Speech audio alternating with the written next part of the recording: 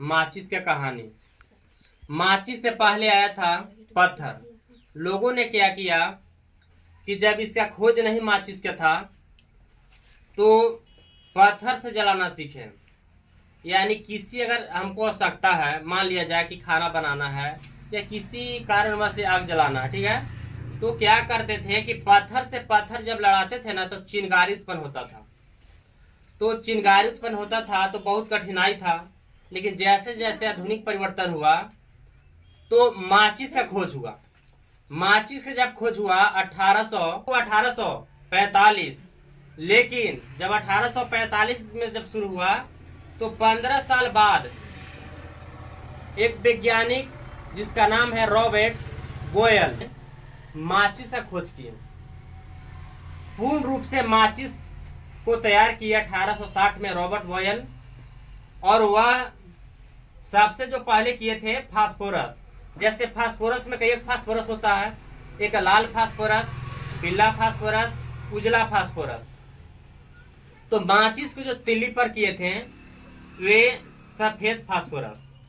और ध्यान दीजिएगा, सफेद फास्फोरस इतना मतलब घातक होता है, ज्वलनशील होता है, समझिए कि उसका बहुत कम टेम्परेचर की आवश्यकता पड़ता है।